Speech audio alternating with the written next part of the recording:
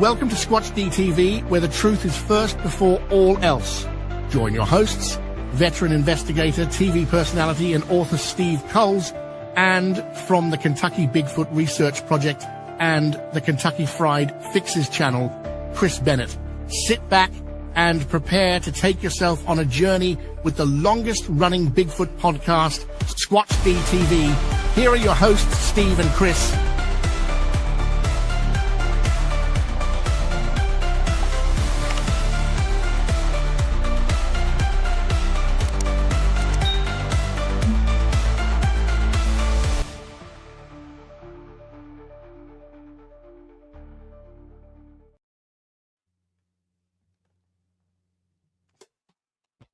And good evening, cyberspace. Welcome to Squatch-D TV for today's date, January 18th, 2026. I'm your host, your guide, the Squatch Detective, Steve Kulls, along with my co-host right down there, the co-host with the most, Mr. Chris Bennett. Oh, man. Steve, I hear you, man. What's going on? I think our music has an issue. Dang it. What's that? Our music has an issue again. Yeah. Okay, hang on. I hate it when that happens. All right, here we go again. But we've been having some nice cold January weather, and it's been wet too, but no ice yet. That should be better. Oh yeah, that's better. Yeah, and it's the echo cancellation that kills that. That's the problem. Yeah, isn't that weird? Yeah. Buttons. Or the reduced background noise. It kills the music. So yeah, they reduce the music. Yeah. Weird. But how's things been going for you up in New York? You guys still got lots of snow up there? Well, let's see. We didn't do a show on Wednesday or Friday. Now, Wednesday we had the Verizon outage, but it did come back shortly before the show, but there was one issue I had. Yeah. And I had a vertigo attack. Okay. Yeah. And I actually called out Wednesday from work because of it. Yep. And I still, even though I was taking medication, I got some meclizine for it. Oh, dude, those sinus infections. No, inner ear. It had nothing to do with that. Nothing to do. It's all with the neck and the disc hitting the cord a certain way that if I sleep a funny way, and it very rarely happens. I mean, I've been had a vertigo attack probably in about a year. Oh, okay. Yeah. And it wasn't a major one, but it was one that it kind of feels like a hangover without the fun. Yeah, woozy. Yeah. Like a mild headache, and, I can't focus on anything. I still get spins. So I took meclizine, went back to work on Thursday where I worked my double, and I was still a little uneasy, and they were nice enough to say, hey, we got extra people for tonight. Why don't you take the night off? Well, that was very nice of And I've been fine since Friday morning. Actually, Thursday night, I felt pretty good. By the time Thursday, it started to clear. And the headache cleared by Thursday, but by Friday, I was back to normal, as normal as could be. But that was the issue for not really having the shows I didn't want anybody worrying about me. Well, Dad, don't beat yourself up. Everybody gets sick. Yeah. I was a little concerned about you there. It's not even sick. It's just like, boom. Yeah.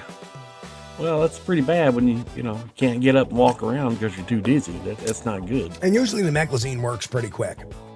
So that was the good thing. Once I got it, it was still there, but I could function. Is that for motion sickness specifically? Motion sickness, nausea, because sometimes when I originally got my original vertigo attacks, it was so bad. Yeah. Like literally everything was just going like this. Yeah. That it was making me nauseous because it was creating motion. Right. And exactly. Like being seasick. Right. I've only seen one dude that was seasick before in my life, and I never want to be seasick. Well, here's the funny thing is I've been on the ocean a number of times, never got seasick. Yeah. Well, I always took a double dose of that Dramamine before I would go out on the little fishing trip. And that always helped me. And you know what the active ingredients in Dramamine is, right? I have no idea. Probably caffeine. Yeah. Meclizine. Okay. In fact, that's what I take. That's what I take when I get this Dramamine. Yep.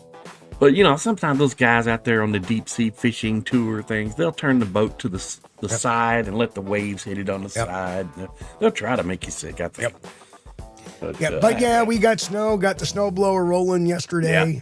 We get another inch this morning. I didn't bother using the snow blower on that. I'm like, yeah.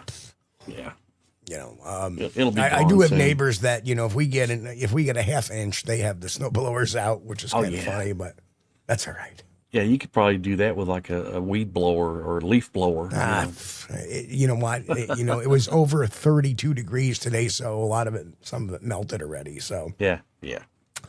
But anyway, let's do our roll call for tonight. Let's see who we got here. So first in was Roy Longley representing the Lurkers. Good to see you, Roy. Weird. That's right. We're going to start the weird show tonight. Not really. But there is, I'll explain the weirdness. Pat Collins, what's going on, brother? We got Mick in the house, the mighty Mick. Relic commenting, wishing us a great show from over the pond. Karen Fisher, hello. Glad to see you. Grant Rasha, what's going on? Reverend Quantum Bigfoot, I don't know if he's still here or not. Jim, my good friend Jim Lansing, traveling with Jim. Great channel, by the way, too.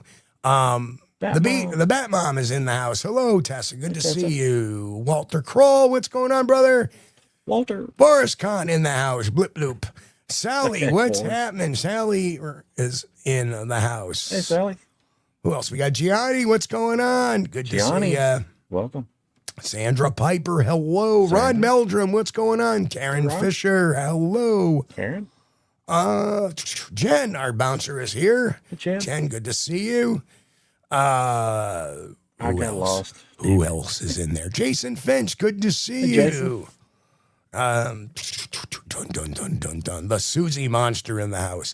I like turning up the middle now. I got the bass part because I can go, the Susie monster in the house. I get a little fun with that.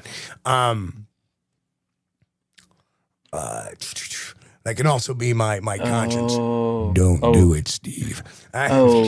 Grant, I see that comment. I can't say that. That's a little political right now. Don Come Out Jr., Corn Cob Say. Hello. Corn Cob.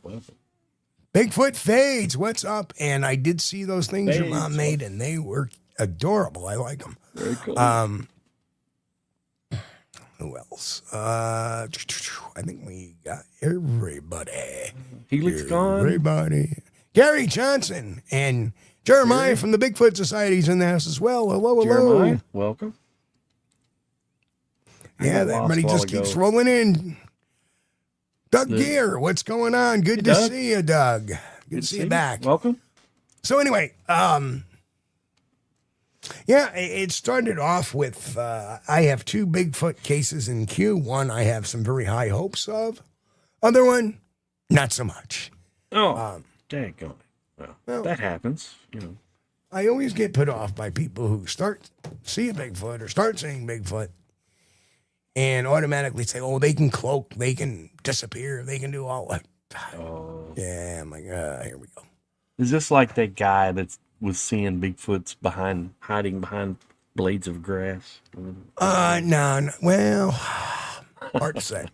But we will, we're doing our little bit of a due diligence on it, but the weather kind of shook it all up there for a bit. Okay. Yeah. With the snowstorm on Friday and the Saturday, and then we have a little more snow today. Right. We might get some snow tomorrow or tonight or whatever.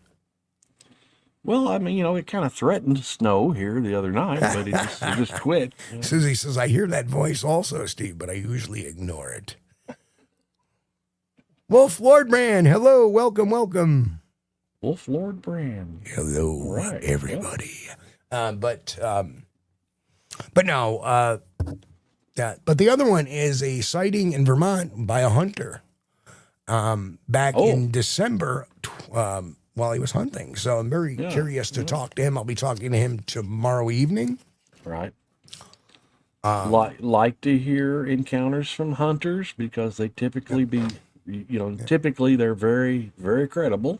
And he said he'd been noticing some weird things leading up to that in this hunting area too. So it's going to be a good conversation to have. Good. Of course, this is, I don't know how much snow was on the ground at the time, but whatever the case is, we're going to check it all out as the weather gets nicer. I assume this guy's probably a deer hunter, so he's probably really good about looking for signs and, all kinds of stuff that he would normally look for during, tracking deer and checking for deer in the area. So, Steve, Curious Cryptid in the house. Hello. Hey, Steve. What's going on, man? So, yeah, I mean, and as far as news is concerned, I added some of my events I have this year up on the website. Of course, we are just less than a couple of weeks away from the debut edition of the Squatch Detective Report, which will be coming out. It's totally free. All you have to do is go to the website and sign up for it. Sign up. And I have a free PDF copy. It's going to be 4 pages long, and it's free, totally free. It's going to be out monthly.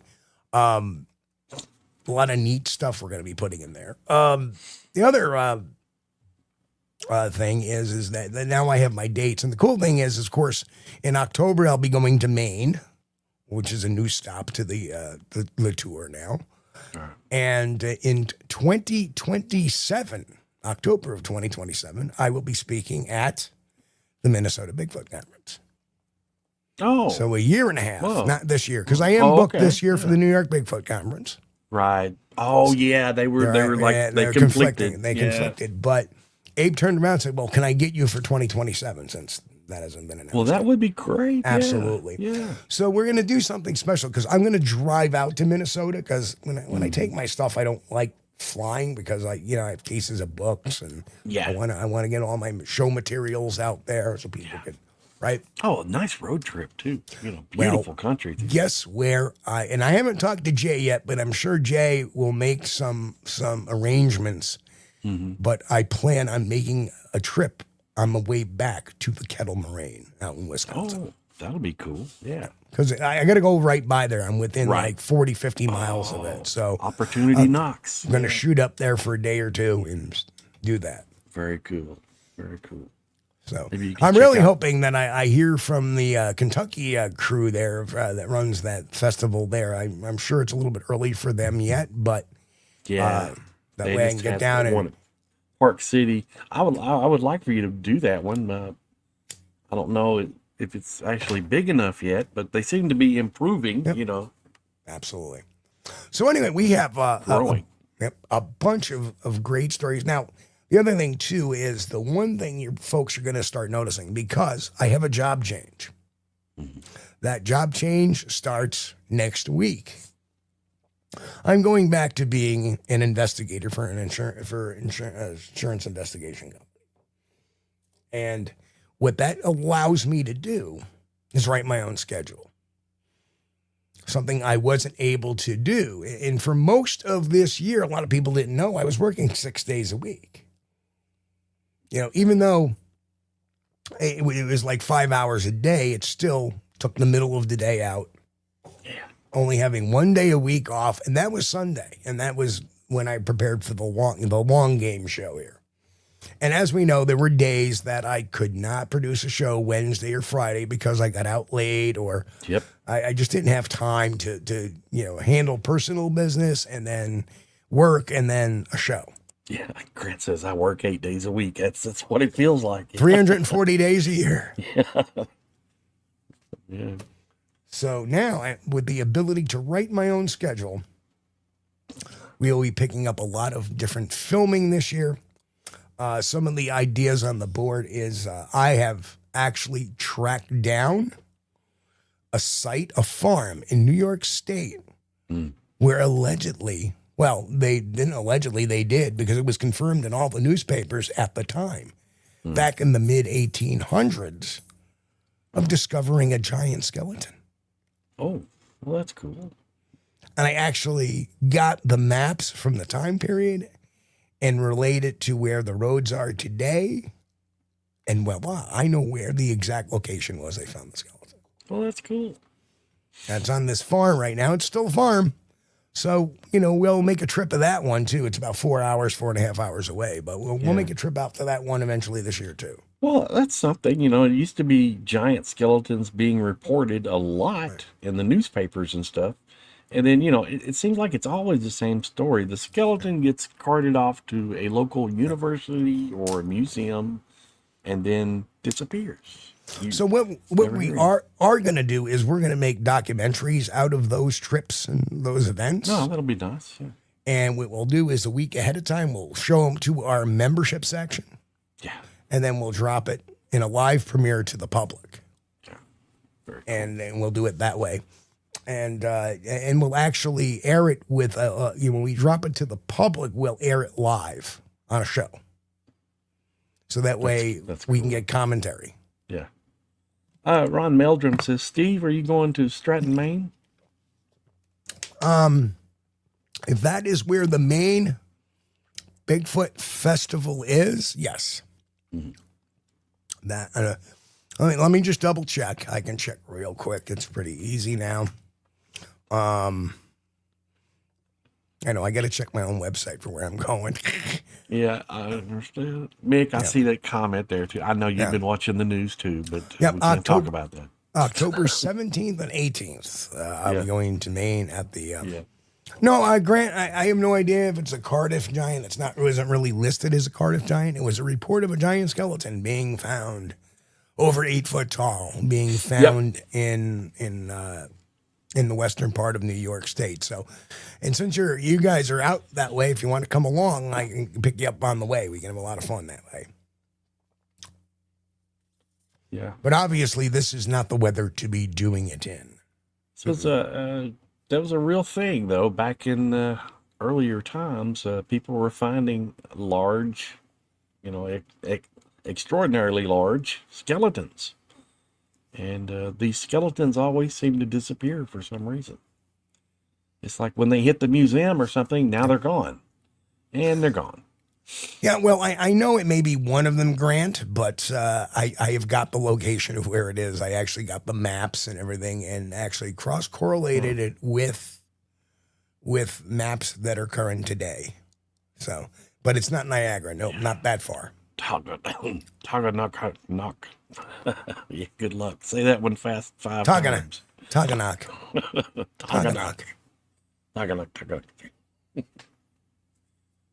Oh, man.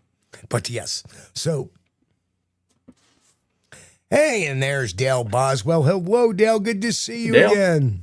You're welcome. So that's what's on the mound going forward, and we got a lot. I mean, I'm really excited now to have the opportunity. Not only that, but the job pays very well. And very interesting thing, and Chris, you don't know this, but as... Well, I don't know a lot of things. This is what I found out this week. As you know, I got 4 more days left at my old job, start the new job next Monday, a week from tomorrow. But as I found out, my boss pulls a bunch of us aside. And I have a supervisor, kind of like the sergeant that dispatches everybody out and, we talk and he helps out. Right. And then I have my big boss who's in charge of the whole delivery operation. And then we have a weekend supervisor or a night supervisor that comes in. So last Friday, I find out, and not to get off topic, we're going to get back on topic, but my boss pulls me aside, and 4 of us aside, and said, listen, I'm going to tell you the news right now. And Nick, who is our sergeant, he's leaving. He's going to another division within the within the parent company. See? Yeah. And my boss says, and I'm leaving the end of the month for personal reasons. And then I found out our night supervisor had her position eliminated. She had to reapply to become a delivery driver again. Seems kind of odd. Well, not really, because the company filed bankruptcy back in October. Oh. Right. So there was an immediate reduction of work hours for the part-timers in November and December. Yeah. And, like I said, being around the corporate, not with an emu, not with an emu, no. If I drive around with the bird, it's a full ostrich. I mean, we don't go small.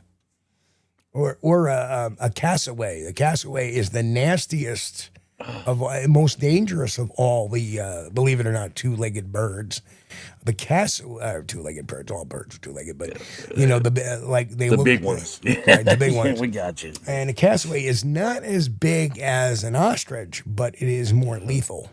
It actually has like raptor claws on its feet, and it actually has been responsible for several deaths of Homo sapiens.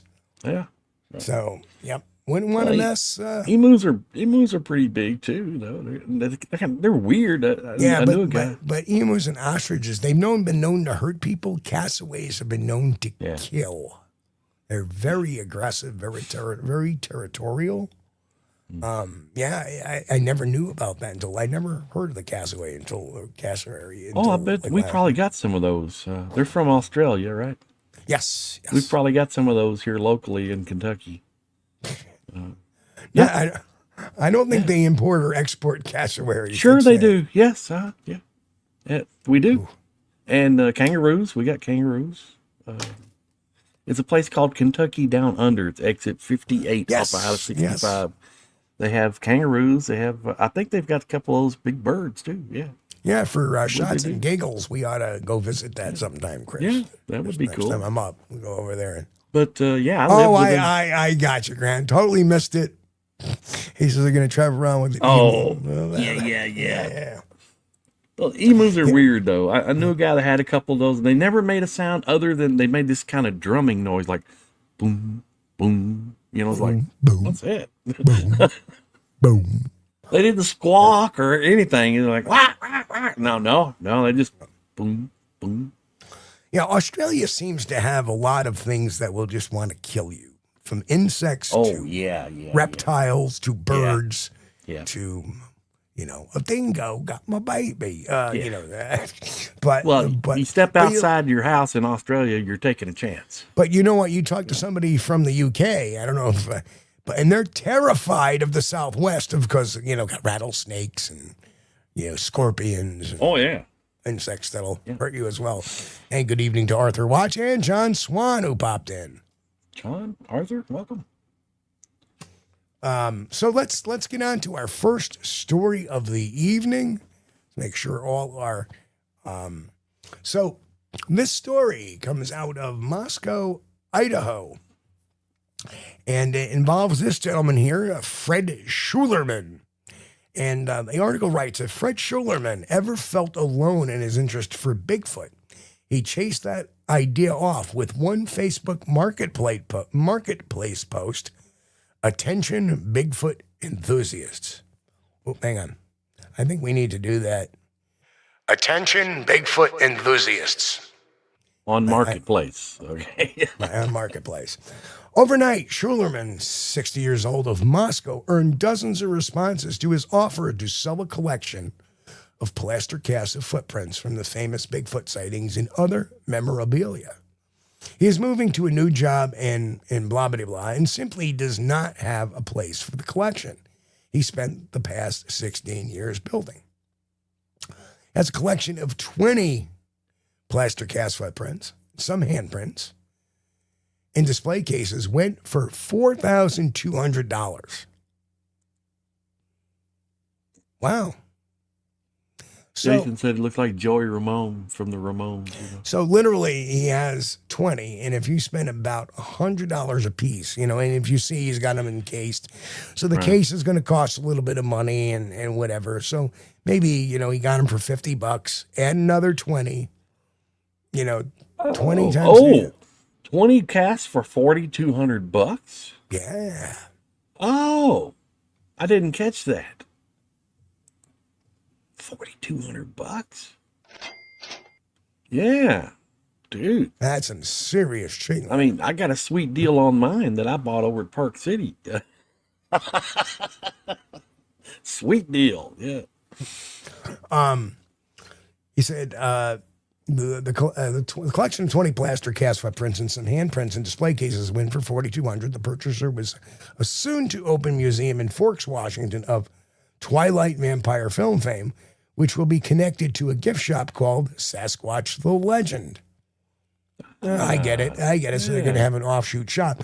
Kind of like Viaport in Rotterdam, New York did. They have an aquarium, and then they had a Do You Believe museum.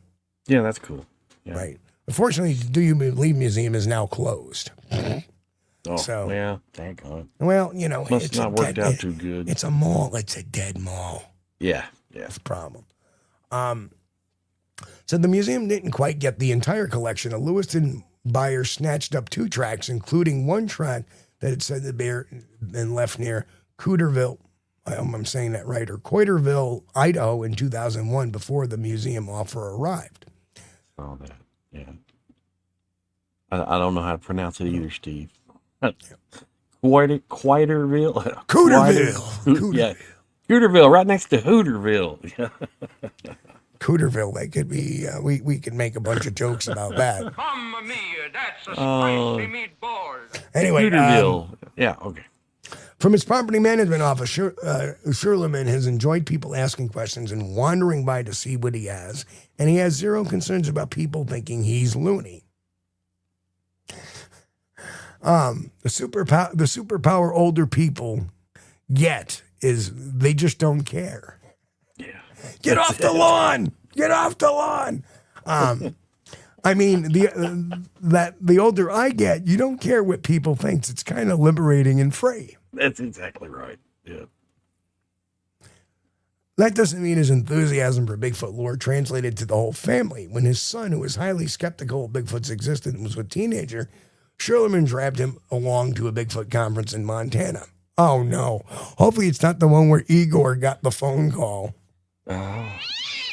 Anyway, we were sitting in the audience, and you get all kinds of characters. And some guy's in a Bigfoot costume walks in, and he's like, oh, my God. And he sits right down next to my son, the look on his face. On the other hand, Sherlerman's daughter was a big fan of his session, got a kick out of attending events with him. In some ways, even his Bigfoot plaster casts moved to the Olympic Peninsula. The casts were already in true epicenter of the Bigfoot phenomenon. For instance, Washington State University professor of anthropology Grover Kranz, who died in 2001, published books on Bigfoot, a creature he believed existed. The academic tradition was continued by Jeff Meldrum of Idaho State University, who studied Bigfoot tracks. Sherlerman bought many of his replicas from Meldrum, who died at age 67 in September of 2025. Sherlerman is happy that his collection will go someplace where people can appreciate it, and he figures he probably broke even on what it costs to put together. I would kind of agree with that because each cast will run you about $50. So, yeah, knowing the going price. And then when you put them in cases and the printing and whatever and the mounting. Yeah. We're looking at some work putting you're talking about $80, together. $90 per, item, and he sold them for $42. So, yeah. If one person is telling the truth about what they saw in the woods, there's something to it, right? There's plenty of hoaxers, but I'm sure not everyone's a hoaxer. Ended with his quote. It's a nice, positive article. Yes, it is. I like Good job. that one. And hats off to Fred, and hopefully Fred will, continue on with his hobby. Yeah. But $4,200. Well, we're in the wrong business. We should be. I better not show that to my wife. You know why? Like, fill them up on Marketplace immediately. No. It'll be like, here, I filled your bottle up.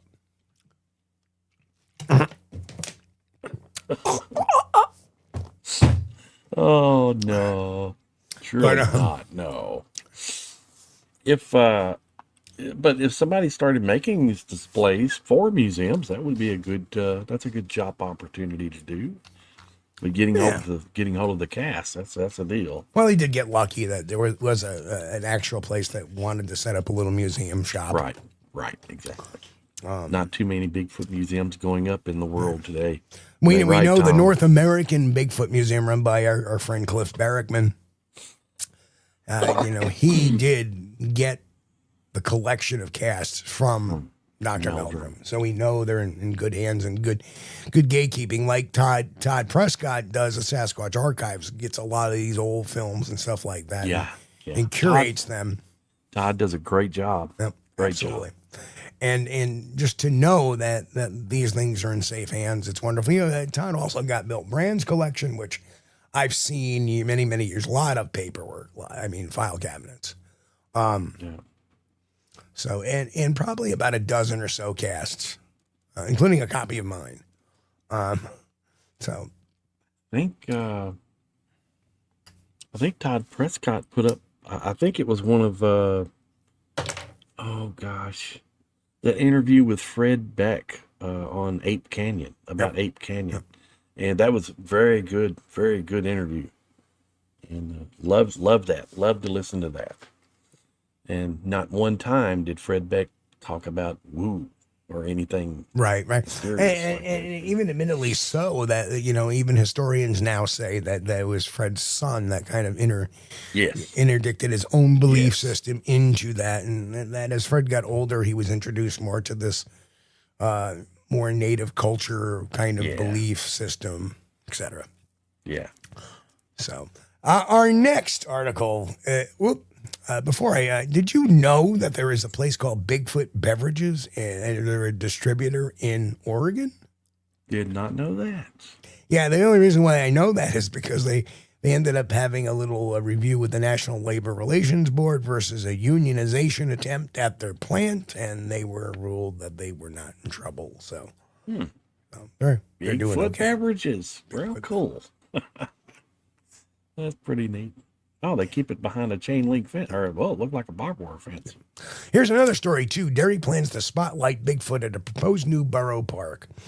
And again, Derry, like Pennsylvania. Looks like a troll, not a Bigfoot. But anyway, Derry is planning to make a new home for its resident Bigfoot before the Tall Creek. But you know what? Still a nice piece of work. I don't want to knock it.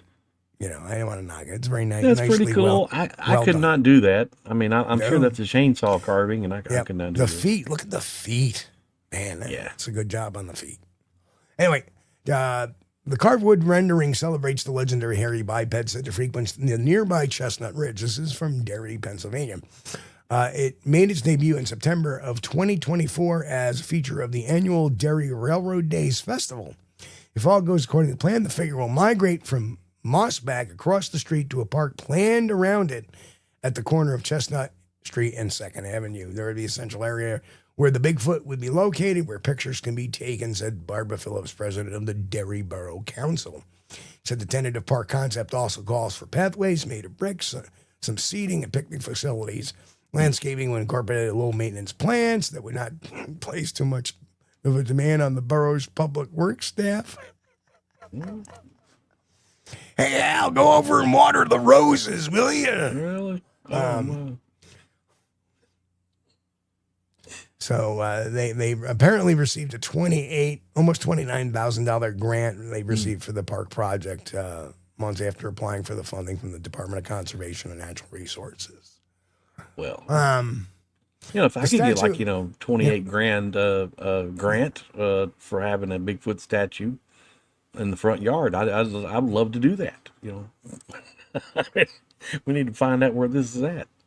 So we'll see if we can update the park plan or not, she said. Fellow council member and mayor-elect Nathan Bundy said in a Facebook post that the Bigfoot Hardscape Park can serve as an additional space for community events, blah, blah, blah, blah, or stand alone for a destination for residents. The statue was never meant to have a permanent home in Mossback Park. The new park allows Mossback Park to remain focused on green space, beautification, and community gatherings while giving Bigfoot a dedicated location.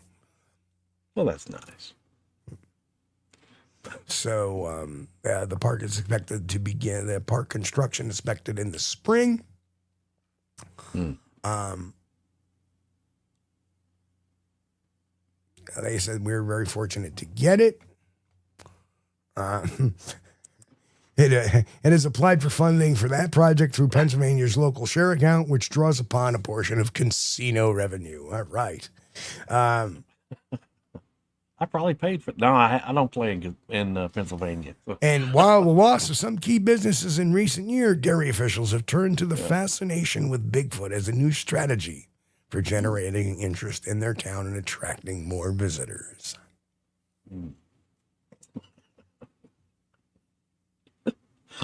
Oh, Mick. I didn't see one. I'm not going to put that up. Well, No. It would be a leering center, not a learning center. With Steve. But I think, having a park is a nice thing. I mean, are they just going to have this? I mean, don't get me wrong, it's a nice Bigfoot statue, but are kids going to be safe playing on it, or what? You need some open spaces for them to run around, and maybe a jungle gym or something like that for them to climb. John says I'm opening a daycare center and transportation. Oh man. Oh. For Bigfoot, yes. Yeah. That's pretty cool. And now we come. Is this live, Steve? Are we live? Yes, we're live. Yep. Live. Yep. John, we're live. Yes, we are live. Yeah, we don't. If we're not, that's a heck of a trick. We're predicting what people are saying. Yes. Yes. I'm using my psychic ability. Next thing you know, Mike Nation will be saying, "Hello, everybody. Sorry I'm late." Oh man. Hello, Mike Nation. Good to see you. And hello, John Wilkie. Mike. How you doing, good buddy? Good to see you in chat tonight. Let's see what we got here. So the next is probably the more the bestest. You have to get over there and check it out, Susie. Bigfooters and Scientific Inquiry on the borderlands of legitimate science.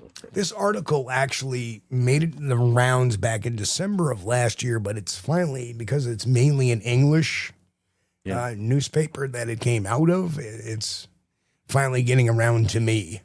And I had to go around and autocorrect all the differences, like the words organized and behavior and stuff like that, because they add different, never mind. Yeah. Reverend Quantum Bigfoot and Relic Common will know. Yes. You guys put the S in organized. Organized. They put the U in behavior. Anyway, Bigfoot hunters are, this is Bigfoot hunters using state-of-the-art tech to solve massive mystery. And the subtitle, scientists are using sophisticated techniques for collecting and validating evidence. And this was written by The Talker, written by Talker News, written by Stephen Beach. And it said, Bigfoot hunters are employing state-of-the-art technology as they bid to solve one of the world's greatest mysteries. They're using sophisticated techniques for collecting and validating evidence, drawing on scientific methods, and try to prove the mythical beast's existence. Bigfoot has long been depicted as a large ape-like creature standing 10 feet tall with a barrel chest. Well, I know about 10 feet tall, but all right. We're going to round up, I suppose. It could happen.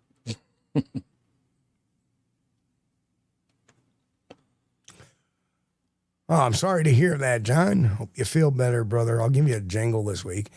And Shardy Hens. Hello, Shardy. Good to see you.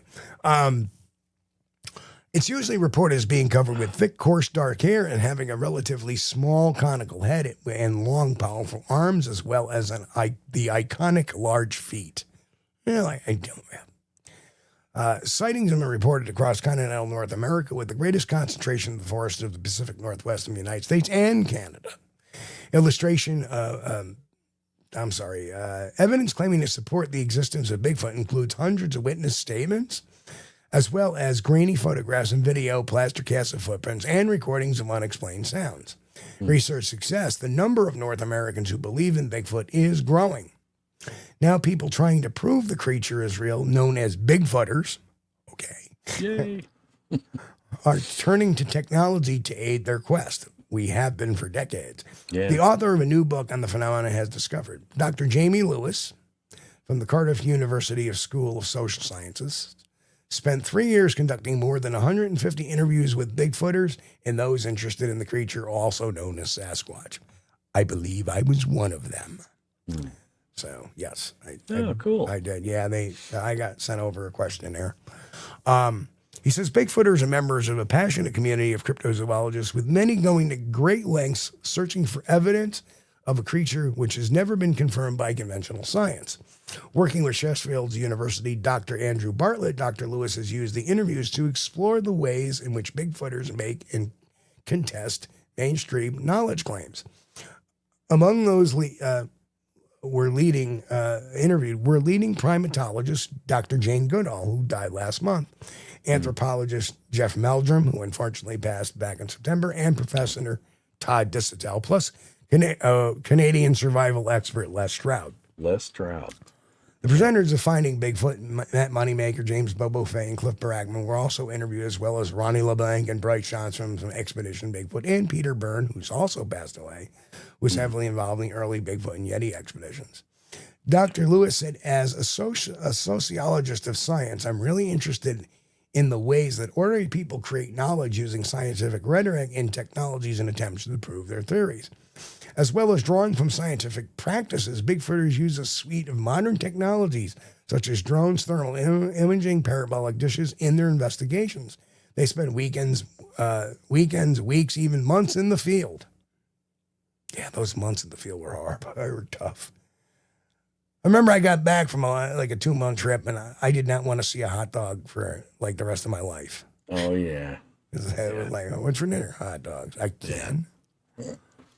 They're okay for a while, but not every day. Every day. Or the ham sandwiches, or the bologna sandwiches, or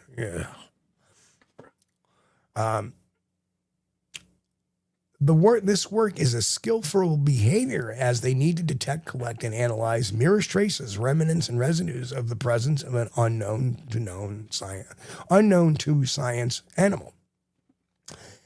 Skeptics might believe that Bigfooters are rejecting science by chasing an animal whose existence has never been proved. But what my interviews showed were in many ways the ways in which Bigfooters draw on their idea of scientific practices to piece together fragments of what they believe is tangible evidence. They might find out what they believe is a footprint or disturbed areas of woodland understood to be characteristic of a Bigfoot having passed through, or hear a sound they argue can't be explained as being another animal. It's around these absences that many Bigfooters structure their arguments. Though a minority of Bigfooters believe that Bigfoot is extraterrestrial, other dimensional, or supernatural in origin, that's because the real researchers are doing research. The people that have the mouths are just bystanders, really. Dr. Lewis says the overwhelming majority believe that it is a biological creature which simply needs formal discovery and classification. Dr. Lewis and Barlow are most interested in that group of Bigfooters known as the apers, as they are making claims that are in essence compatible with mainstream science. Dr. Lewis became interested in Bigfoot during COVID lockdown, when at time at home allowed him to watch some of the many Bigfoot documentaries and reality programs. Intrigued by their approach, collecting evidence and making knowledge of claims, he began contacting Bigfooters who he found were eager to share their experiences. He and co-author Dr. Bartlett's findings recorded in their new book, Bigfooters and Scientific Inquiry on the Borderlands of Legitimate Science. For this work, we adopted a stance that we jokingly call methodological credibility. But the point behind that is serious. If we understand how people outside of institutions of science attempt to collect evidence and make knowledge claims, and this applies much more widely than just Bigfooting, we are not going to get very far if we dismiss their efforts. Yeah,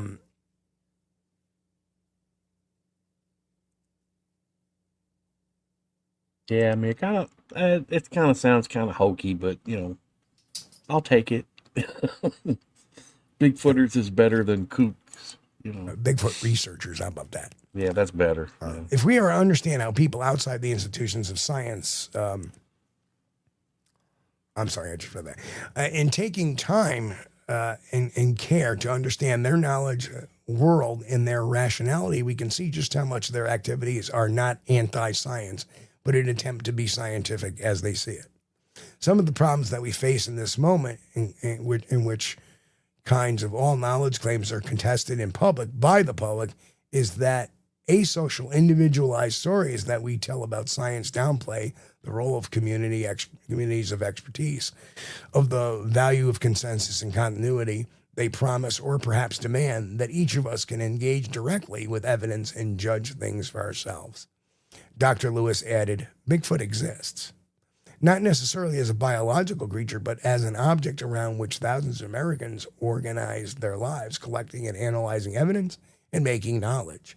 The idea of Bigfoot has captured the imaginations of people for decades. Prominent and passionate Bigfooters generously gave their time for interviews, explaining their motivations, methods, and beliefs about the creature's existence.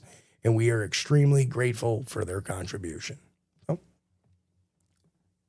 Well, that was, to me, I think that's a little bit condescending there about, they think Bigfoot exists, so let's let them have it. Let's let them do their thing and let them be happy doing their little thing in the woods. I don't know. Like I said,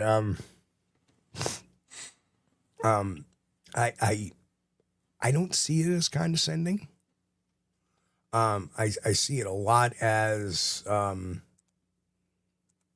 you got to understand the English, they're both from the UK, so there is culture difference. Yeah. So I think what they were trying to say is we don't necessarily, we can't say if Bigfoot exists, but these certain people certainly do. And they're in a lot of ways, they're applauding what we're doing by using science rather than rejecting it. So what it's doing, to me, what that says is that, most of these people are using science. Now, if it's misapplied, that's one thing, but for the majority, we're using science, and that's a good thing. And they're acknowledging that. They're not saying that we should be, making, wicker baskets at some sanitarium, or we should be, sitting there and flipping burgers instead of doing this, right? Well, this line, Bigfoot exists, not necessarily as a biological creature, okay, but certainly as an object around which thousands of Americans organize their lives, collecting and analyzing evidence and making knowledge. Well, but that's true. It's a true statement, to them. I mean, Bigfoot exists. You can't deny that.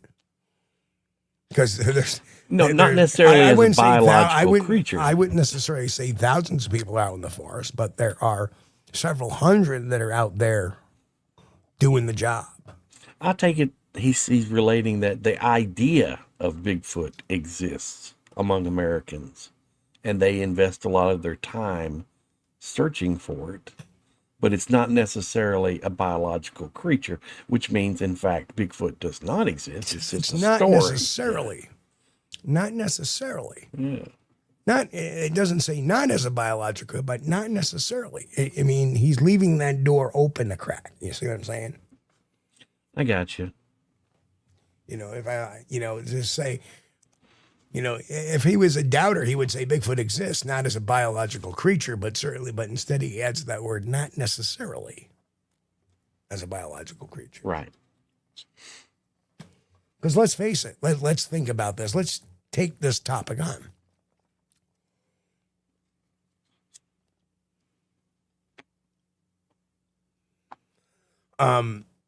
That's a good distinction, Steve.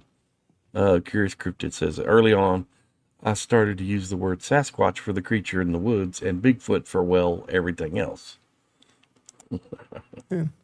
Yeah, I guess it just depends on your frame of reference, Steve, is where you're from. Like, when I grew up, I saw the movie, Sasquatch, the Legend of Bigfoot. And, nobody ever called it Sasquatch in Kentucky. Right.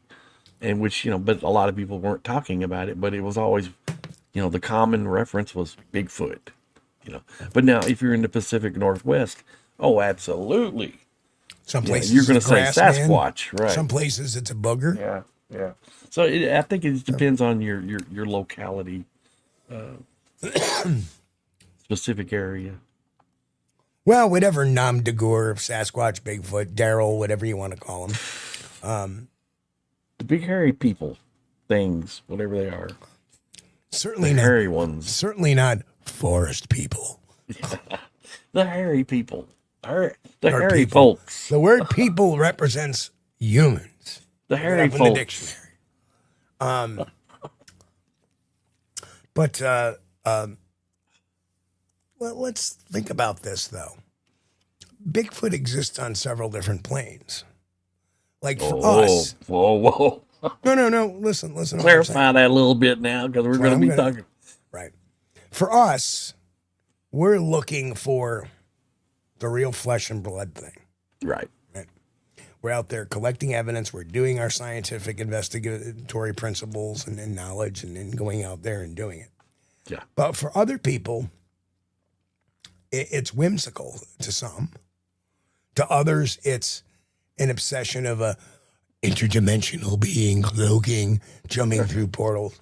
That's their reality. Yeah, I didn't want somebody thinking Right. you're... Not my reality. Not my reality. Right. But, so you have these people that make these great grandiose claims of portal jumping and seeing this and seeing that. And unfortunately, there are people that have dedicated themselves to this research that are good people, are nice people. I would love, have a beer with them or a drink with them or dine with them or, be kind to them and sit and talk with them. But they don't have a strainer attached to their report cycle. Right. They believe every single thing that's told to them. Oh. No, Grant. No. In Kentucky, besides Bigfoot, they call it, the white thing, the slash monster. There's areas over in eastern Kentucky, they call them wild woolly bullies. Woolly bully! Woolly boogers, they call them that, and they call it booger. Yeah. Or So, boogeyman. but you have to understand this from a psychological context. And that's been the majority of my studies for the last 14 years in this field. Yeah. It's been behavior of not only the creature, but of the witnesses and the people around the phenomenon. And there are people that invest a lot of time in this that don't subscribe to what we believe as an quote unquote aper. Aper cult. Yeah. And if you look, thank you, Grant. Hey, Grant. If you look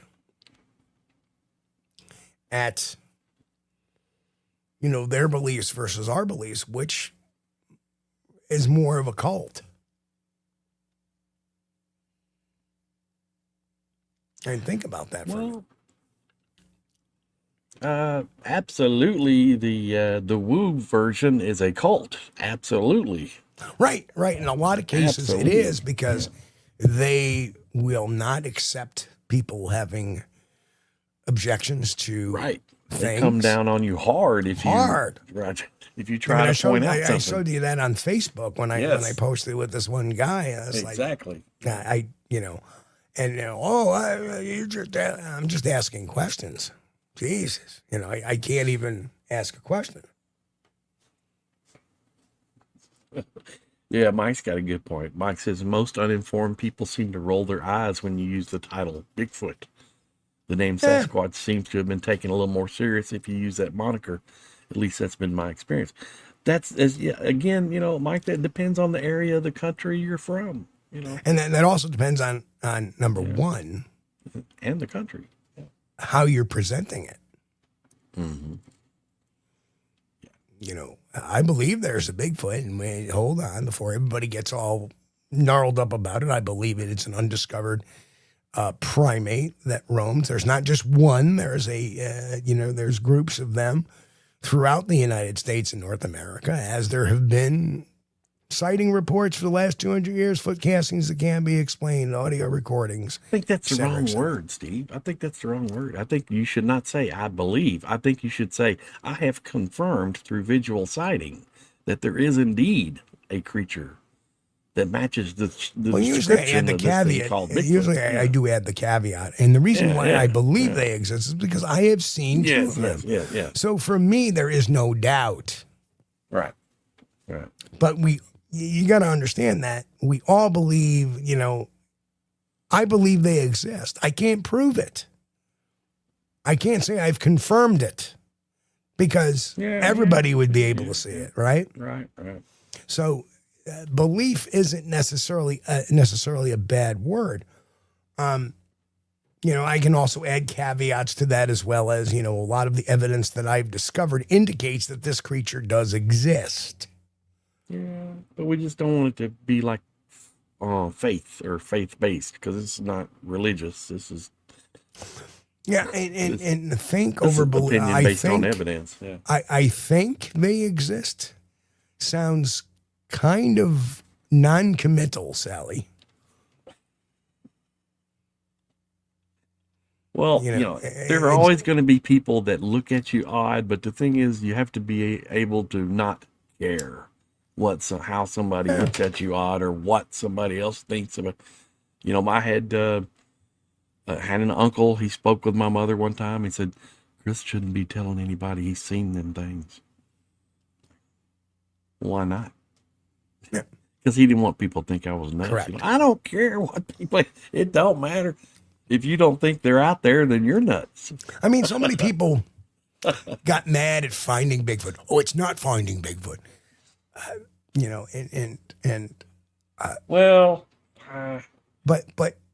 But the point is that by putting that program out there for 9 seasons, Yes. one of the highest rated shows on Animal Planet got the word Bigfoot to be a non-4-letter word. Absolutely. And it increased awareness. It certainly did. Yeah. Because in 2003, good Lord, now it's become mainstream for a lot of things. I mean, you have, as much as we criticize Expedition Bigfoot, it's out there in the front-facing public. And even though I don't believe their conclusions or don't necessarily subscribe to their theories, they're at least putting on a serious front rather than not. I mean, Mountain Monsters was a comedy, right? Right. So that was for entertainment. But you don't want to get. But the way the real public can look at it is, look at those. He's one of those idiots. Like, oh, we're gonna go get that grass man. Yeah. Right. That's Well, that was for entertainment. That's how. But not everybody knows that. All right. Some people think it's real. Right. Remember those entertainment programs? What was that? The Repo Show, where they had the lizard lick towing. Yeah. Right. I remember that. Yeah. Right. Yeah. What's his name? The Exterminator program. Where they had the guy grabbing wild animals. Oh, Turtle Man. It's a great show. Loved it, but it's for entertainment. Yeah. Right. Turtle Man. Swamp people. Yeah, it's all for entertainment. Right. And I'm sorry, but Jerry Springer was for entertainment as well. It wasn't real. It was all scripted. Oh, some of it was real, but they would purposely, because they've been in. If you watch the latest, I watched a documentary on the Springer Show, and it wasn't necessarily scripted. They would suggest to some of the people involved that they were exploiting hugely. They know this situation exists because they got the phone call. So let's bring them in and gaslight them and then bring them on stage. And that's why you have the ding, ding, ding. Yeah. Mick, Morton Downey. If you remember that old show, that was the first of the fights on stage shows. Oh, yeah. Yeah. Yeah, it was Billy the Exterminator. Yeah, Billy that's the right. Exterminator. Thank you. Thank Yeah. you. Yeah. You also got to wonder about Dog the Bounty Hunter. You know, Mm. But some of their shows are made for entertainment. But with the Bigfoot shows, they increase, especially Finding Bigfoot. They increased awareness. Mike Well, Nation agree 100%. yeah, you had. You can throw his comment up Oh there. yeah, Mike said it's all about the chingy. The dollar doesn't matter if they say it's real or fake. The dollar doesn't matter. So It might make it money. Make it money. does anybody want to comment in the chat? Or if they want to call in, just say, yeah, well, I'd like to call in and talk about it. The difference between the old Monster Quest and the new Monster Quest. And Steve Curious Cryptid said 1 year Josh Gates closed the season by saying we're the best at almost finding monsters. And then next year they opened up Mountain Monsters and all the others. Yeah. Steve, that's right. And Josh Gates was actually, he's a funny guy.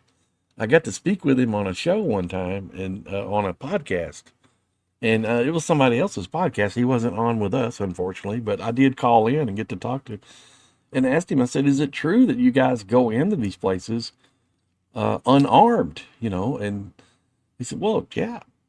He said, sometimes, we have to have, like, when they went to the thing in Russia where they were doing the, what was it, Dnet, what's the name of that pass, Steve? The Dyatlov Pass or whatever it is? Pass, yeah. Yeah, he said they did have, armed guys with them, but they were sent with them for security. Of course, it's Russia. Yeah, but most of the places they would go in, and nobody had nothing so much as a penknife, And he said one of these days that it might be like a Blair Witch situation where you just find our tapes of what's left, But yeah, it's pretty cool. Yeah, I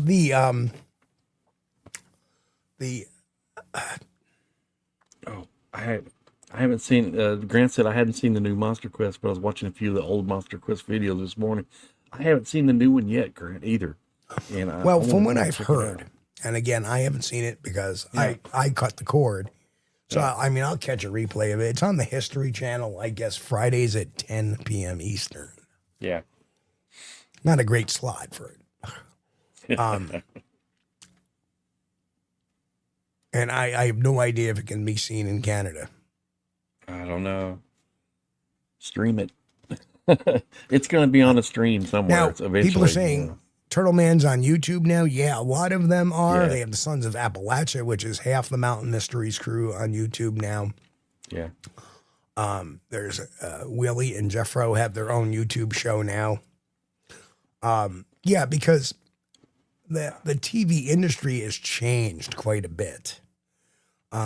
People are making more money on YouTube than they are. Oh yeah, you can go ahead and make $2,000 an episode of a TV show. Oh, we're going to give you 13 episodes or 12 episodes. You're going to get paid $2,000 per episode, or say even get 3 or 4 or 5 an episode, right? You go to YouTube and you're uploading a video and it gets a million views.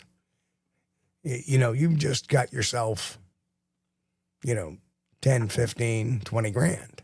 Oh, surely it's not that much. Surely it is. Yeah. A lot of people do. Yeah, Grant says people watch YouTube more than cable TV. I believe that. Yeah. Agreed. I do too. Yeah. Ernie Brown's cool. He's funny. I'll watch him. I don't care where he's at. I'll watch him. He's entertaining. But, the shows like Finding Bigfoot, they brought that awareness out to where, they're talking about these knocks in the woods, and some hunter that's watching this show for the first time realizes, hey, I've heard that before. I didn't know what it was. Is it possible it could have been one of these things, So the next time they go in their area, they're looking around a little bit more.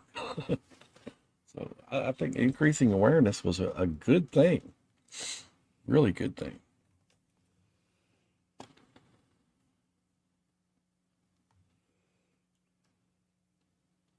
Okay, Lori.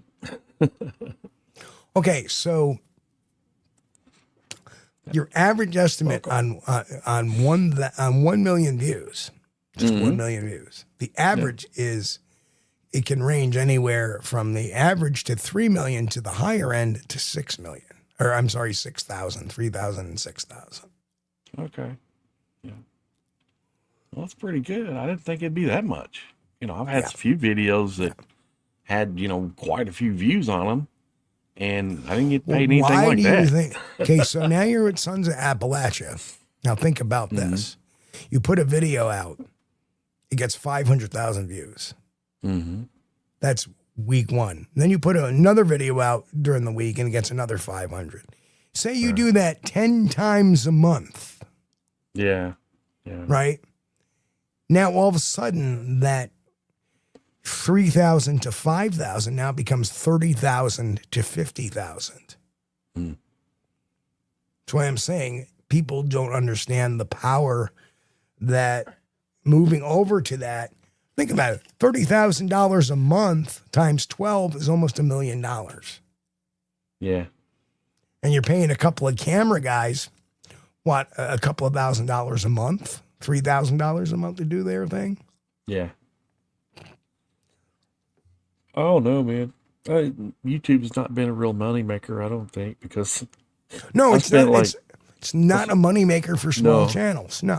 I spent like $5,000 on engines and parts and stuff there and on my channel, and it was like maybe $40 a month, maybe. Why do you think? Why do you think we have these bullshit Bigfoot channels putting fake story out after fake story and using old stuff, and they just keep pumping it out? Why? Ad revenue. Yeah. That's why. Well, I just can't do that. I mean, let me say this. Between the 70s, 80s, and 90s, there was a transmodal shift in 2000. Or I say even the mid-2000s, where networks, when they put programs on there, they wanted to put on legitimate, researched, well-versed educational programming. Right. And in the mid-2000s, that all changed. Right? So,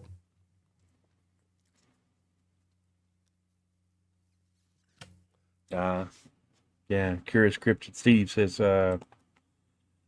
Steve, because Bigfoot fiction is more interesting to people who don't know or don't care. That's not true. I think no. You know what the issue is? What? So I've done a lot of research into the psychology of why these channels do what they do. It's because of the wording and the hooks they put on their titling, the descriptions they put on their titling. And yes, they leave it a cliffhanger for everybody. Yeah, the titles are clicky. I agree, they are clicky. But the reason I think I agree with Steve, Curious Cryptid here, Steve, because Bigfoot fiction is more interesting. It's not the topic; it's the way it's presented with the hook. Amazing Bigfoot photo you've never seen before. You're not going to, terrifying Bigfoot experience. You will not see, right? Yeah. They're hooks. And we see views, right? We this is the one thing though we don't see, okay? We see views, but we don't see the viewer retention. Yeah, I've clicked on videos myself that says this film absolutely proves the existence of Bigfoot, and then all of a sudden I'm looking at the Patterson Gimlin. Exactly. So it's not necessarily that people are interested in just listening to bullshit, because we don't have the statistics or the indicators of how long these people actually hung out and listened or watched these shows. Right. Now, I'm going to take shows like the Sasquatch Chronicles and stuff like that, put that in another category, because they actually do interviews with people.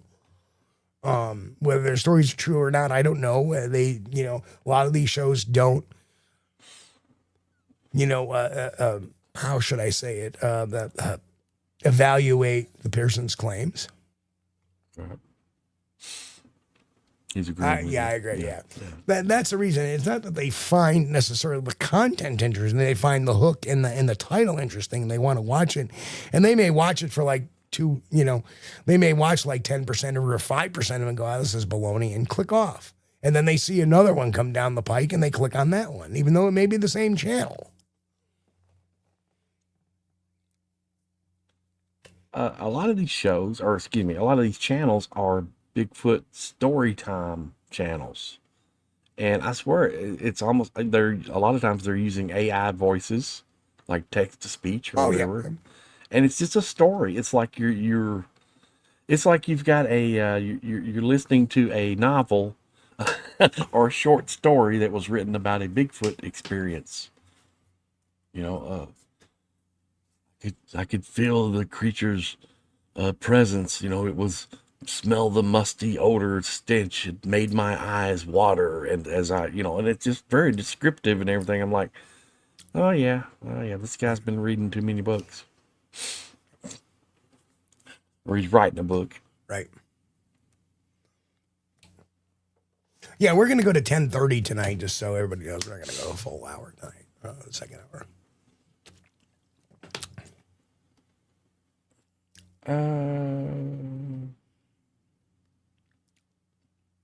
Yeah, I'm not going to get in on that, Nick. Lori says, Chris, so much AI, how do you compete with real world experience?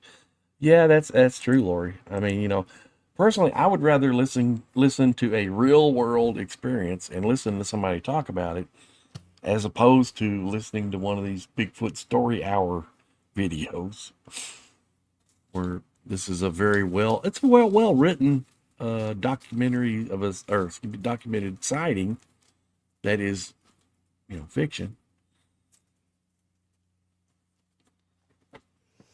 No, it's a number of things which gets them noticed.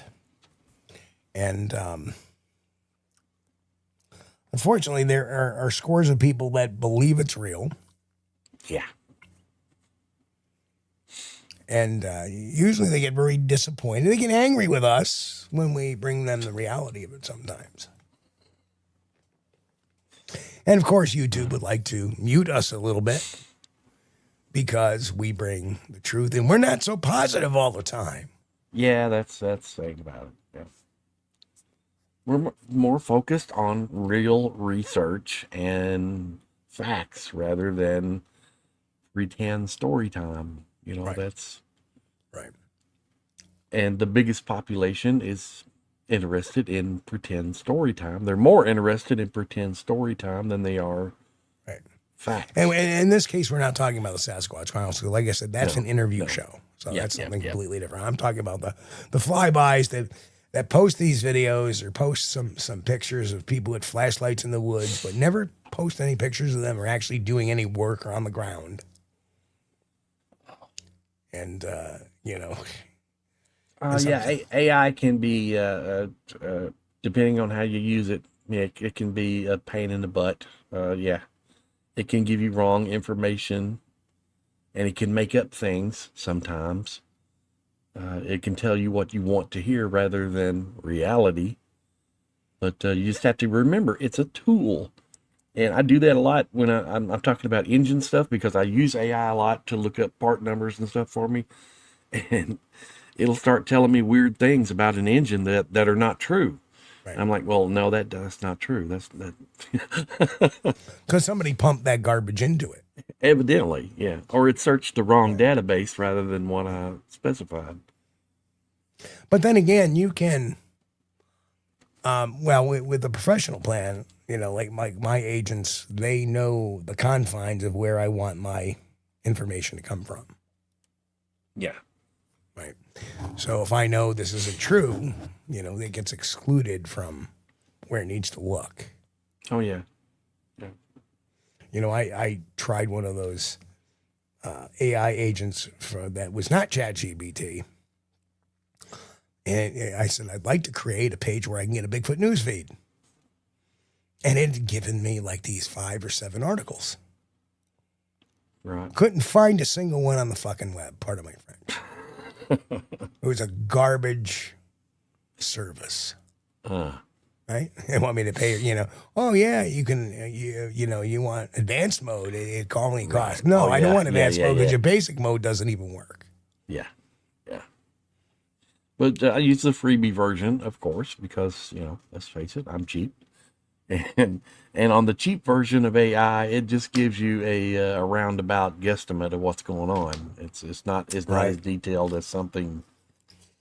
And especially you got to work with it. Right. You got to specify really tight limitations. Right. Well, for example, my books are all in PDF form in my AI bot's memories. Yeah. Of course, those were all very heavily researched. Yeah. And there's other things, the FBI crime classification manual is in my chat, right? Yeah, I mean, for a tool using AI, like to glean information from a database, oh yeah, that's great. That's perfect. Well, you see, here's the beautiful thing: is you can take the crime classification manual, put it in there, and ask it from the crime classification manual. You have this particular set of crime facts here. Reading these stories, put these stories about this murder into it, different reporters, or even different police reports. Build me a profile, and it will build it off that report, off the crime classification manual. It won't hallucinate. It will draw it right from what the book says. Yeah. And that's, so it's not so much like AI knows everything. Sometimes you got to teach it. Yeah, that's true. And how do you teach it? By taking all these papers and scientific workings and stuff like that have already been done and pump it into it. Now you're going to get answers that are scientifically sound. Yeah.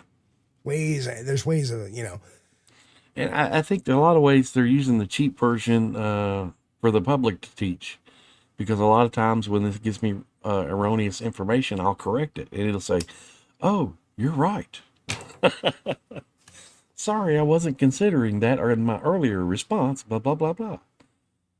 I'll get back to the engine thing. When I was talking about, I was recently researching building an 8-horsepower Briggs engine for a pulling tractor. And I was comparing those specs for a flathead Briggs & Stratton engine against those of a Kohler. And it started giving me the wrong specs for the 8-horsepower engine. I was like, right now, no, that's wrong. Here's a question, though. Yeah. What you can do is you download those specs of both and then add them into the conversation, and then you will get the proper format. But I was just using it for convenience, though, so I wouldn't have to look those up. It doesn't. You got to be very careful when you don't pump information in. And the way I would do it is, okay, there's the specs for that. Here's the specs for that.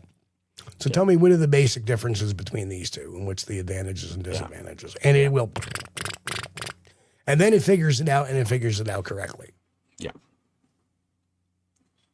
Yeah. Sometimes, you just have to specify, but. And Lori, that is very true. We shouldn't be totally reliant on AI as well. No. Like I say, it is not something where I am just. When I use it, it's not something I just ask. Hey, it's a tool. It's a tool. I have to plug in stuff and then use my own mind. Well, this would be good information for it to have. That would be good information for that. Now, can you tell me? And then I use my own cognitive ability to ask it the proper questions.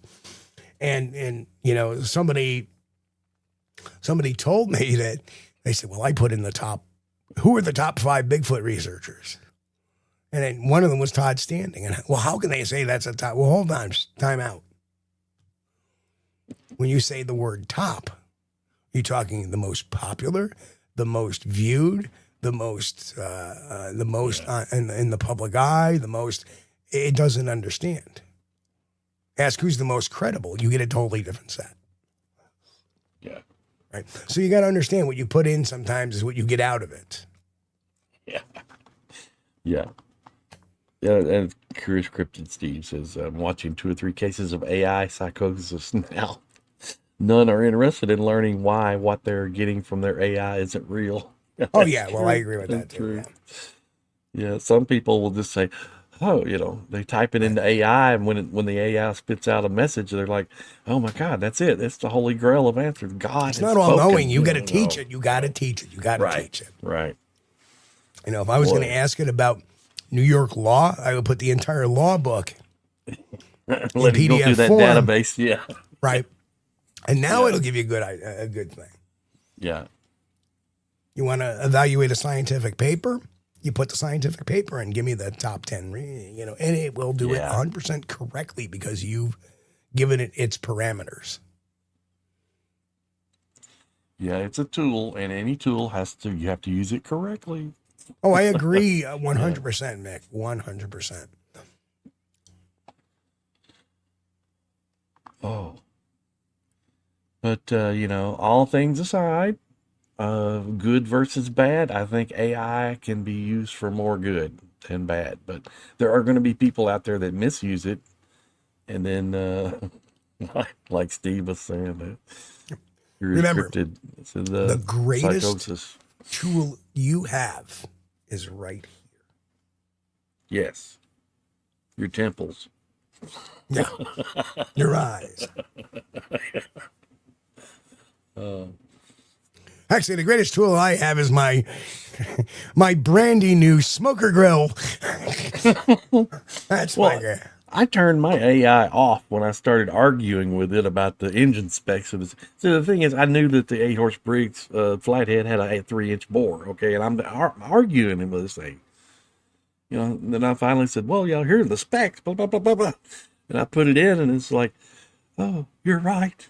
Yeah. I even put it from the top of my head. I remember I'm talking about a model See, 190707. So when you work with AI like that, you should start off with knowing some of the stuff you're writing about, and then when Yeah. you catch those mistakes, you learn yourself that maybe I should have put the specs in beforehand, Yeah, right? So you learn. You learn with the AI. You learn how to interact. Remember, you're interacting with a whole nother being, but you Right. lose the face to face. Now, sometimes if you enable the talk mode, it's a lot easier. Truthfully. well, I was using the free version. I was expecting it to pull up the specs of the engines that I typed in, and it did not do that. Well, That's the thing. we have the bombs that are nuclear fission.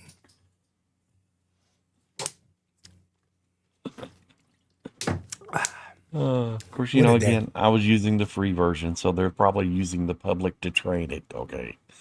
No, not really. The thing is the paid version retains what you do it.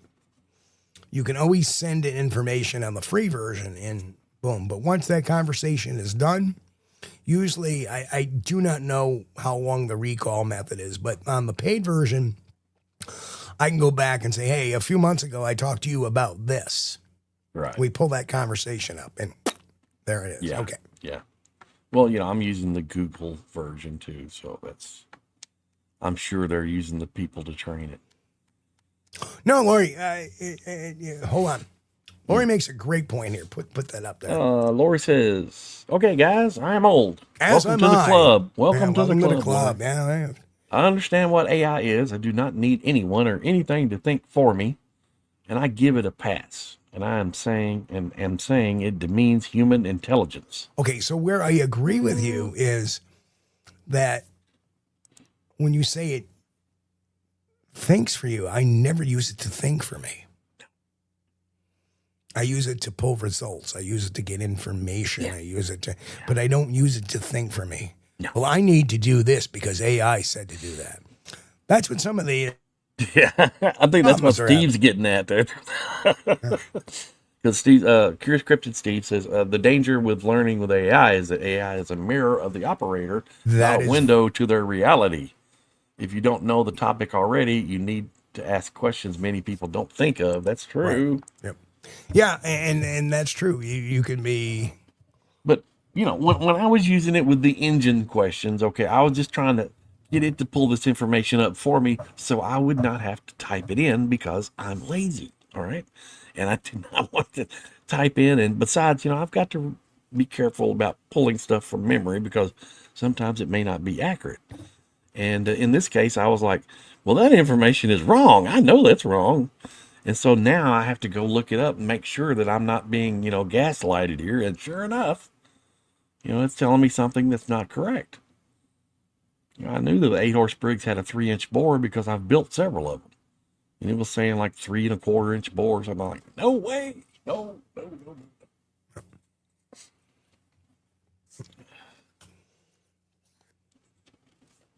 Oh yeah.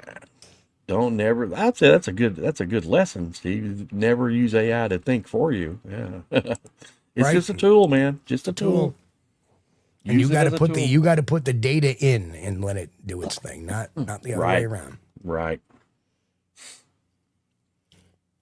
I started doing that from now on, rather than asking it to pull something up for me because, it'll pull something up, but is it the right thing? Well, we don't know. You better double check. Well, yep, I've caught it making some mistakes on stuff because it's drawing it from websites.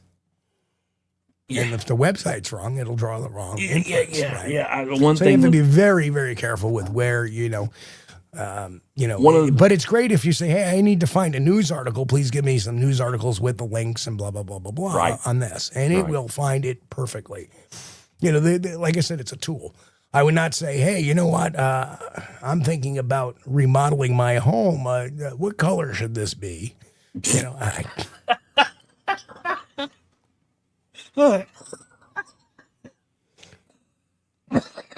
Okay. I think it should be we won't cinnamon. go there. Yeah. Cinnamon. Wait a minute. Cinnamon's not even a color. It's a spice. Well, there are several spices that are considered colors. Let's go with red and yellow and green. Red and yellow. What are you, the freak Hulk Hogan? Hey, what you gonna do, brother?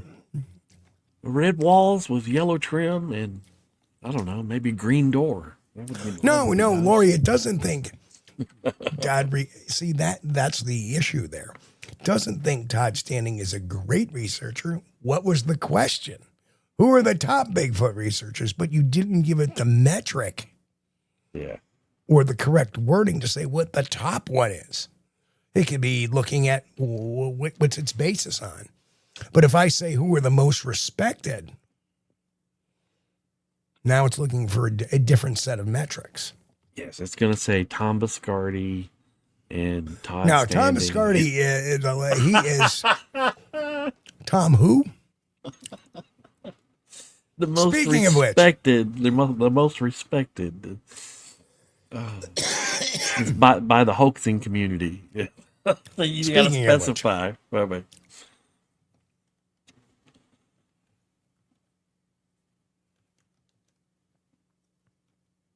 Hang on, I got to find this. Didn't hear it. I'm listening. Yeah.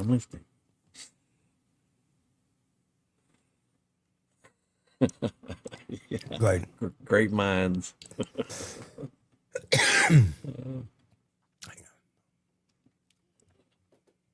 That would look nice. Yeah. Okay.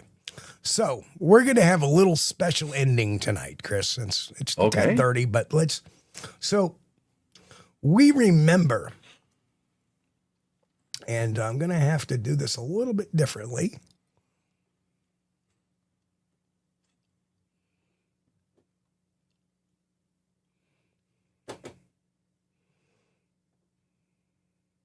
So here we go.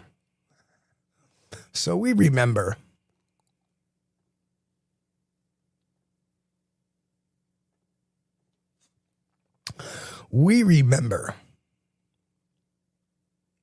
Oh. that video that they put up there. Yeah. Yeah, I remember that. Notice the little comment over here? Oh, and be sure to visit SquatchDTV.com. You troll. You troll. Is that still up? Oh, yeah. Yep. All the comments are still up. There's the other comments I put on there. SquatchDTV.com. The Bigfoot reality check. Yeah. And be sure to visit SquatchDTV.com. Oh my God. And that's on. I'm not even going to advertise. Okay, you're not even going to say that? Okay. No. But anyway. Just remember the video. Okay. Those are comments on that video. Okay. Oh, this is terrible. So funny when I turn the tables on people. This is funny, yes. Well, thank you for, and at that time I took that screenshot like 5 months ago. It's now up 7 months. That time it was 7 months. I put a new one up. That's now up like 6 months. Oh. I'll keep doing advertisements for, well, that's good. I mean, it gives you a little bit of a boost to the site, advertising there for free. Nothing wrong with that. Yeah, well, the video itself is not doing very well. Yeah. Like, what, 130 views? For 194, but I believe about 40 of them are mine. Yeah. Several of them are mine, too. Yeah. And then yours. Looking at it. So yeah. Chances are probably only about 100 people, maybe 120 people looked at it. Yeah. Yeah. So, you know what? He's going to see that. And you know what's going to happen? Joan, get me a Snapple.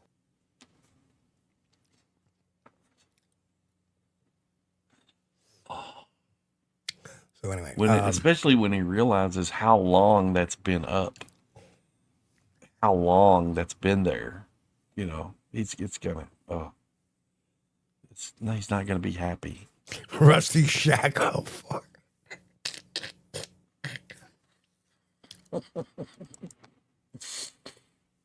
Yeah, but I would have to create, a dozen different accounts to. We don't do that. We don't do sock puppets. Yeah. Oh man, but, that is funny. There are going to be people out there that are saying, "What the hell are they talking about?" It'll come up eventually. We'll share the entire thing eventually, but yeah, they got tired of a year of having my name scribbled across their front. I mean, Squatch Detective exposed. Well, thank you for the advertisement there, Tom. Remember what you once said to me, Biscardi? Even bad advertisement is advertisement. Remember that? Well, guess what? Joan, get me a Snapple. Anyway. You got to get pardon my French, but you get a pretty fucking early in the morning to really not be outsmarted. Try to outsmart me. You may catch me on a bad day. You may get away with it for a few days, but. But anyway, Chris, I think we're going to call it for tonight. Okay. Yeah. I enjoyed those publication stories you put up there. It was interesting. And hope everybody enjoyed it. Thank you guys for joining us tonight. We appreciate you. We want to thank all our members. Thank you for supporting the channel and helping us get the good word out. And that's all we can do. Thank you to everybody in our audience. We love you guys. Absolutely the greatest people in the world we could ever hope to have. This is only possible because of you. Thank you so much. And if you haven't subscribed to the channel already, if you're out there listening to this now, please help us out by subscribing. Smash that thumbs up button. Share the podcast if you can. Every little bit helps and helps us with our daily battle against this YouTube algorithm. But again, thanks so much, and we'll see you next time. Yes, we want to, like I said, I would love to say, we love every one of you guys. You guys are family to us. We love you guys. We're so glad to have you here. Remember to smash that thumbs up. Share these videos with folks if you think somebody will be interested in them. Question for Mick. Mick asked, when's the next movie night? So far, none. Because finding a copyright-free Bigfoot movie, yeah, we've kind of expended all of them. Yeah. So we have to give it some time, and maybe we'll do another movie. Maybe we'll do something on another free movie or something about something stupid. Maybe another killer creature. Remember that movie Grizzly? Mm-hmm. Mm-hmm. Yeah, maybe. I don't know if that's in the free realm. Anyway, that was a long time. That was back in the 70s. We'll find something. We'll find something. But it's going to take a little time. And with all the other stuff I'm juggling, oy. But anyway, we want to wish everybody a happy, safe week. Hey, when we catch you, it'll be hump day. And hopefully I'll be back at a good time Wednesday. But we love you guys. We'll see you all here Wednesday night. Stay safe. Keep healthy. God bless. And keep on squatching. We thank you for being here with us on Squatch-D TV. If you haven't taken the time yet, please hit that like button and subscribe to the channel. And oh yes, hit that notification bell too. We don't want you to miss anything. If you really like our content, you should consider becoming a member. And it's really inexpensive and a great way to support not only the show, but honest Bigfoot research. Everyone have a great week. Be safe and God bless. We will see you all here next time on Squatch-D TV. Keep on squatching.